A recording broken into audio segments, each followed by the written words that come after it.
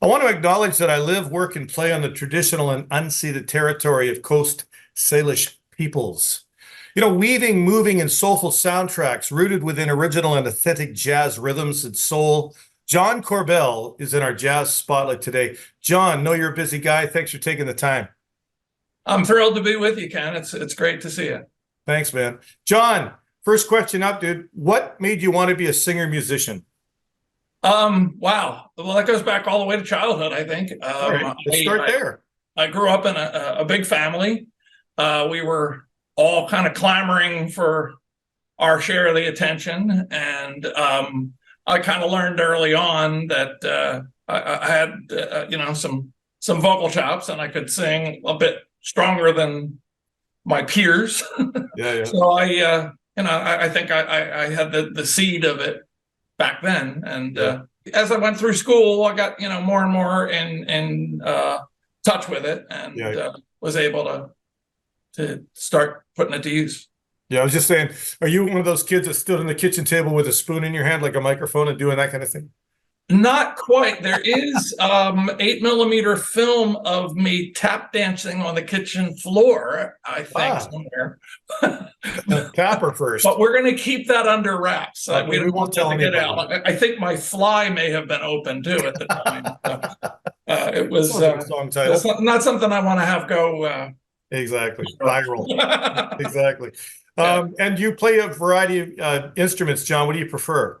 Well, I play guitar mainly. Yeah. And I do my writing on guitar. I can use keyboard, piano, and everything as a tool for exercises for my voice and for chording and just kind of structures and things. But I would never deem to perform live on piano. There are lots of guys that'll do a better job. Same with guitar. I mean, I even in the studio for the most of the projects, I used session guitarists and kind of charted up what needed to be done, but had somebody better than me do it.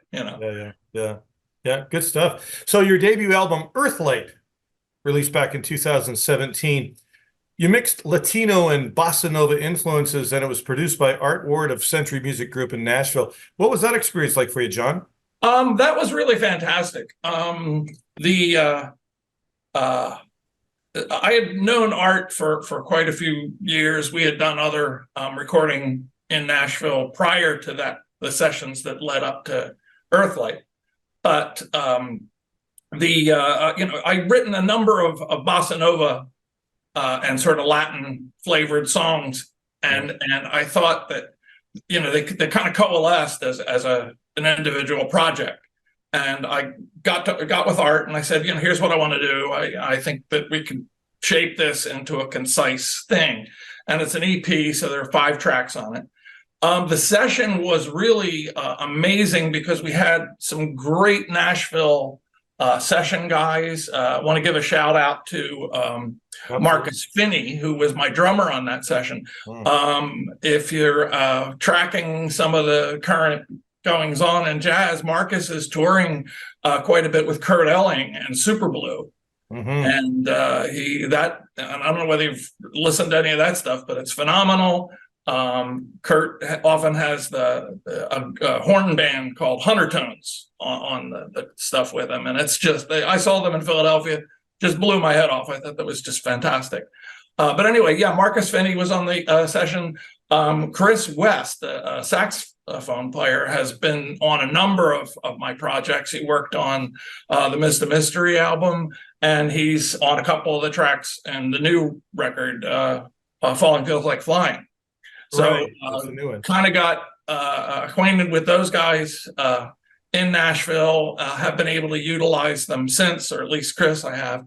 And I've been so thrilled for the success that Marcus has been having, and so proud to have had him on my project. Yeah. Well, I mean, you surrounded yourself with some really, really, really talented cats from Nashville. That's for sure. Yeah. That for me is the big thrill. I have too much respect for actual jazz musicians to try and claim to be one. Really? I mean, I'm a singer. I'm a songwriter. I'm primarily a lyricist. My writing generally speaking, starts with lyrics. And what I learned a long time ago is that if I could structure my songwriting in a way that it would be attractive for jazz musicians, because they're the best players, you give them space, to run, you're going to have a great track. So that's been the approach that I've taken along the way, in that, you're close to the song as the writer, but you have to let go, and you have to, allow the producer and allow the players to give their input and really create something beyond what you came to the table with. Yeah, and you write all your stuff, don't you? Yeah, everything that's released is original. Fantastic. On your album, Miss the Mystery, one of your tunes was described as a funky rock track called That Smile She Can't Understand. How did rock and roll influence your music career and songwriting, John? Okay, well, my earlier time in Philadelphia, I was the lead vocalist for a band that actually still is going strong, band, not to be confused with the current country hip hop singer Jelly Roll. There's a band in Philly called Jelly Roll that's been around for a long, long time. Right. And I was the lead vocalist, and it was a very rock oriented horn band. We had a 3-piece horn section, and we were, of course, doing a lot of cover material of anything that was horn oriented, and then we did incorporate some of my writing into what we did with that band, and actually did release a single with that band. And I think that That Smile, the song that you asked about, is really kind of an attempt to recapture some of that. I mentioned Chris West. About the other Nashville sessions. We did. I actually did all the basic tracks for everything on Miss the Mystery, including That Smile. In this studio here, it was sort of my COVID project. Yeah, We did it here in Orlando for all the basic tracks. I have a piano in the other room that we might and get a really great piano sound. It's a studio grand piano, and we. But a lot of the other tracks, particularly the horns, were done remote. Chris did all the tracking in Nashville, and I just mixed it here.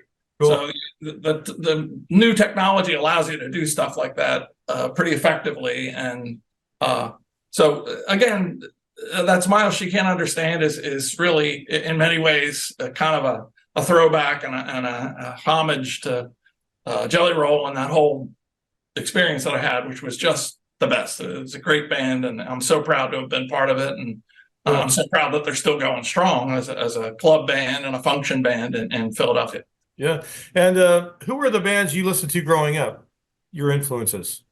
I think early on, I guess high school age, I hung out with like a lot of sort of folk singer oriented people playing guitars, and got interested in some of the folk stuff, and then that eventually turned into an interest in bands like Crosby, Stills and Nash, and the Eagles, and of course, prior to Crosby, Stills and Nash was Buffalo Springfield. I listened to a lot of that stuff. What attracted me to that whole sort of the Southern California genre was the writing, the lyricism, and the way they approached writing lyrics.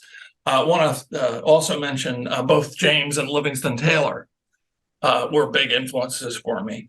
Right. I actually met Livingston once, nice guy. Really? And where'd you meet him at? Actually, he was doing a gig in Philadelphia back when I was still living there, and there was a friend of mine who was a good friend of his that basically told me, "Hey, come along, I'll introduce you." So we went to this club in Philly, the folk club that he was playing at, and after the show got introduced, we actually ducked out for a beer afterwards, and it was a fun time to chat with him. And I actually know that if I ran into Livingston Taylor again, he would probably remember that night, even though it was a long time ago, because my friend and he got into an accident on the way back to the hotel. They got cut off by a Winnebago. Wow. So, even if Liv does not remember me, he will remember the Winnebago. You remember that event for sure. That's the association. Yeah.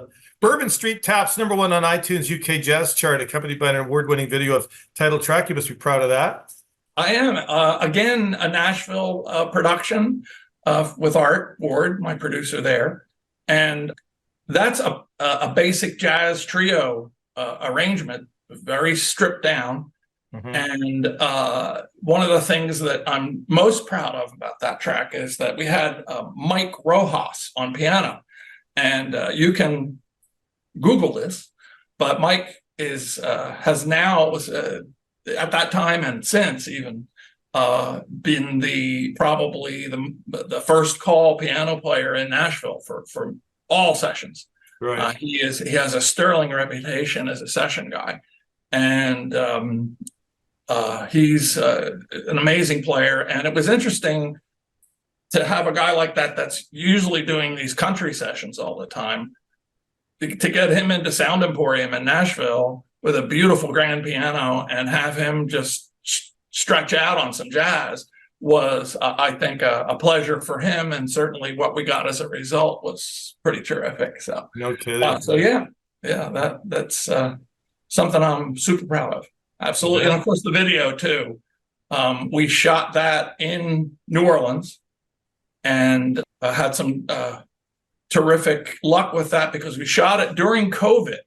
So the crowds on Bourbon Street were really, really diminished, and it gave us the chance to shoot that the way we did without too many people around.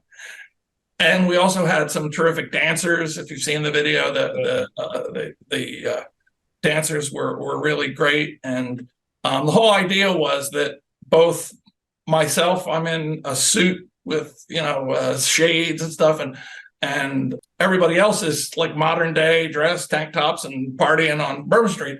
And the dancers and I were supposed to be the ghosts of, New Orleans past, kind of that idea, where we're just, the spirit of what used to be there. Yeah. And that was what the message and the costuming and everything in that was supposed to portray. Yeah. And I think he came across really good. And the film festivals that we were accepted for on it, were really very well received. Yeah. Oh, absolutely. Yeah. Talk to us about a single called No Better Angels. How did that come about? I don't really do a lot of topical or political writing, mm-hmm. but the last couple of years I've been struck by the sad state of refugee children, both people trying to get out of North Africa into across the Mediterranean and into Italy and Greece and places, and also sadly, on our own Mexican border here, the things that have been going on with kids, and I wanted to express sort of an outrage about that, and that's really what No Better Angels was an attempt at doing. Well, thanks for doing that, John, because that was another track that we did here at my studio in Orlando. So that was all Chris West on the horns and all that. Yeah. Good for you. Good for us to hear that. Yeah. Powerful stuff. Let's hear a tune from John Korbel on Jazz Spotlight.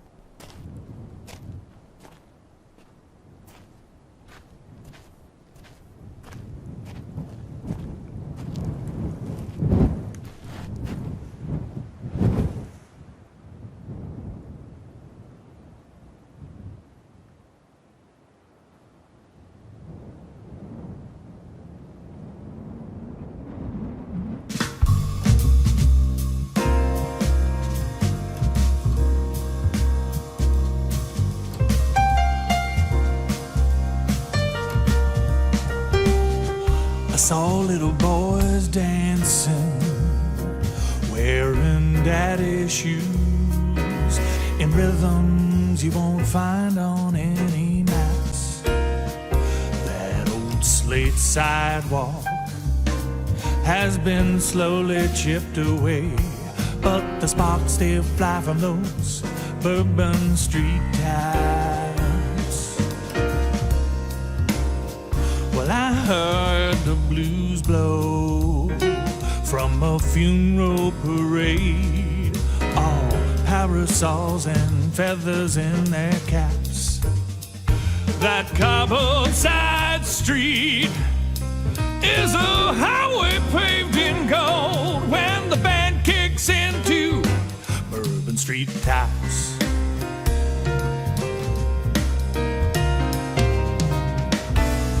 Anything for sale turns into everything for sale. And how those colors pale when no one can remember how the horn could wail.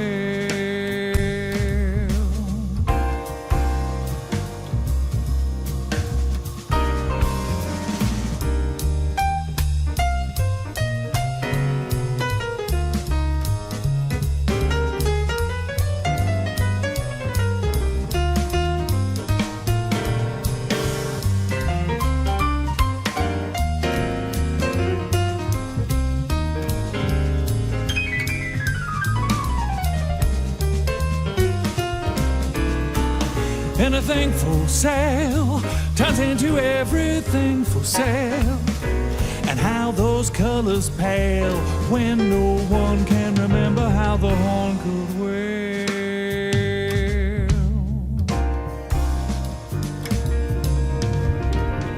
Those little boys dancing, still wearing daddy's shoes, but now the tips go into some corporation hat. Ain't nothing special if every day is Mardi Gras and the suits ran off with the Bourbon Street Taps. Bourbon Street Taps. Bourbon Street Taps. And I hear Satchmo blowing down on Bourbon Street.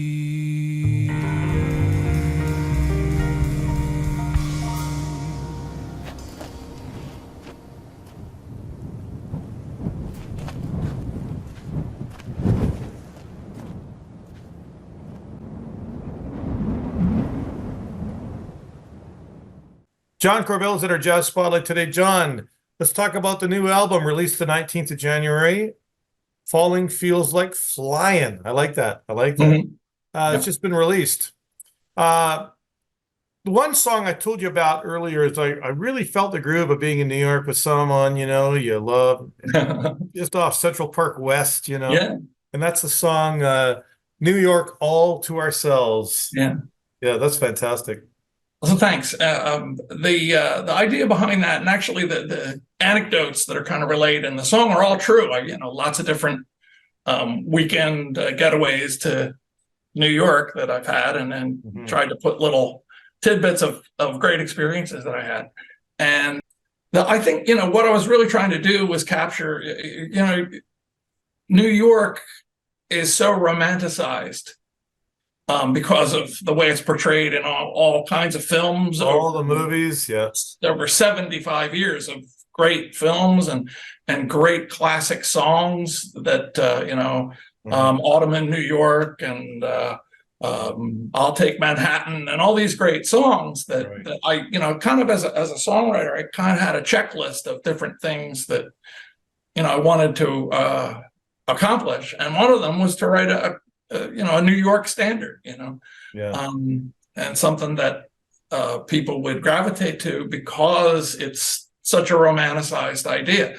I think that people that go there as, tourists have an overly stylized idea of what New York is. If you live there and you spend time on a day-to-day basis there, that's not what it is. It's hustle, it's bustle, it's, the subway, it's a whole different vibe. But if you're there just for a few days and, you're hitting a show and going to restaurants or hitting some jazz clubs or something like that, you love New York, So the idea was to take that kind of romantic attitude that most people already have about it and capture that and relay it in kind of a classic style. I wanted to kind of do something that, maybe Sinatra might have done, or certainly I would love to see Michael Bublé cover my song, but it's definitely that kind of vibe that I wanted to get across, that classic jazz, and the track really turned out great. I think it did. I think you managed that. It really gives you that. And you're right about that. People go to New York, and I've been there a few times. We have that preconceived idea from the movies and music that what it's like, and you're true. That's absolutely true. People that are living there tell you the other POV, the other point of view of New York City, right? Being there every day. But absolutely. I really like that tune. The album's great. What do you think? What skills have you gained that have helped you in studio as opposed to live performances? I think a little bit of it is what I talked about before. You have to have the ability to step away from, again, it's different because I'm a songwriter first and foremost. And to have the ability to kind of step back, let talented people embrace what we're working on together, and not be, too dogmatic in what you expect the track to be. Right. And I was very fortunate. This is something that I think a lot of people don't really realize about Orlando, where I live here. There are just a huge number of really tremendous musicians here, many of them that have been here for many years because they had gainful employment at the theme parks, working for Disney, and Cirque du Soleil has the La Nuba show here that had run for many years, and of course Universal. And so there are all these cats that are here that, it really took me a while to even kind of infiltrate that whole scene, because I had never worked at Disney or anything. And the way I did it was there's, a couple of jazz clubs in the Orlando area where these guys will go and play the real stuff, when they're not doing their day job with the theme parks and stuff. And we were able to gather together. My producer, Mark Falchuk, is an amazing keyboardist. He did all the arranging. Alain Burdett, who is our saxophonist on many of the tracks. He's on the New York track. He was for many years in the pit band for Cirque du Soleil. So, there's this incredible kind of source of talent that's available here. Everybody on the album is just fantastic. Well, so I was just saying, you what an environment you created. I mean, a big mix of, talent, right? Yeah, and I would stack these guys up right alongside anybody I ever worked with in Nashville. They're just phenomenal. What is your favorite venue to perform, John? My favorite venue? Yeah, a venue or.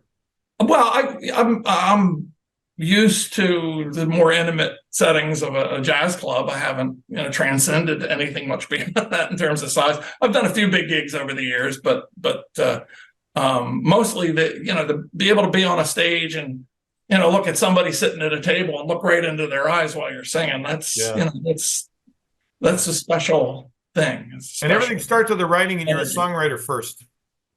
Absolutely. For me, if I wasn't writing, I don't think I'd be doing the same. The writing is what's kept me going. It's what I wanted to. That's where the ambition lies, I think, is to try and come up with that next song you're proud of. Yeah. Watch the idea of being able to feel like the next thing you do is the best thing you've ever done. Of course, John. You know what? You've never been better. Yeah. Right. Well, look at it that we move forward in life. We never get better. We keep learning, right, and growing and expanding and all that kind of stuff. Sure. Yeah. I watched your interview with WKMG Florida. You played a Christmas song on there. You sang a song on there with your guitar, which is cool. Right. You also released a Christmas album with a song called December 10th. She Made the Most of Christmas. Tell us about that tune. It's funny. That song is as much a Mother's Day song as it is a Christmas song. Oh, explain. I literally recorded the vocal on Mother's Day when we were working on it. And I didn't realize it at the time. It was kind of a coincidence that, after the session, I realized that it was Mother's Day, and my mom had been gone for, had passed, years before. So it wasn't like I missed Mother's Day or anything. But the song was just, my mom was one of those people that was just crazy about Christmas. and getting the opportunity to get all the decorations out and get that process started every year was something that was just always a big deal to her. And my birthday happens to be on December 10th. So she always used my birthday as kind of the starting gun, So she would, this is as good a day as any. Let's get the stuff out and start putting it out. Yeah. It's after Thanksgiving, and here in the States we have Thanksgiving in November. Right. I've been actually in Canada for Thanksgiving. I was up in Ottawa one time during Thanksgiving in Canada, which is in October. Cool. And that was great too. Yeah. But, so Thanksgiving, it was already passed. So, getting the Christmas decorations out on my birthday seemed like a sensible thing to my mom. So that's what she would often do. Yeah. Good job. Good stuff. And I tried to just capture, that emotion about my mom and our family's love for her and her love for Christmas. Right. Good job. Your new album's Falling Feels Like Flying. It's out now. What's next for you, John Korbel? I'm hoping to do a lot more live dates. Hopefully as the record gets some traction and we get some attention based on that. My hope and expectation is that I want to do some live dates, and hopefully even some festivals. That would be really exciting. I'm hoping that all kicks into gear here as the springtime and summer starts to fall into place, and that those outdoor events start happening. So we'll see. You even opened for Jay Leno at one point. Yeah, that was it was, to be honest, it was before Jay Leno was the huge Jay Leno that the USA came to know. But he was already pretty big then. It was a kind of a nightclub venue. Large one, and it was a great experience. And I had that kind of dropped in my lap, and it was a really exciting time to be able to get that kind of exposure in front of a guy that's that amazing. Yeah. He was in Vancouver here. There was a comedy club here he worked. He used to actually help set up the tables, and right, candle on the table and things. Yeah, no, he was a journeyman. He worked his butt off for years to get where he got, and he was certainly at the time I opened for him, he was easily the number one club comic in the industry. For sure. He wasn't on. He had been on the Tonight Show as a guest and a guest host quite a bit by that point. Yeah. So he was pretty big then, but he even went on to be greater, as time went on, and more of an icon, Okay, John, here we go. Time for sentence completion. I'm going to begin a sentence. I want you to complete or finish the sentence with the first thing that comes to mind. Really? The lightning round. Okay. Ready? Here we go. John Korbel. One of my best qualities is my hair.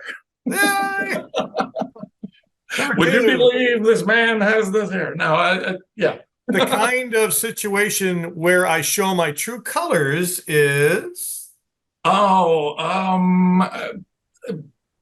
with friends. Yeah. Hanging out. Yeah, hanging out. Number 3, what my best friend likes most about me is I guess I'd be talking about a woman friend, and it would be my smile. Yeah, you got a good smile. Fantastic. John Korbel has been recognized from the Queen Palm International Film Festival, New Hope Film Festival, and the Richmond International Film Festival, among others. John Korbel, thank you for being in our Jazz Spotlight today, my friend. Keep smiling. And it was a pleasure.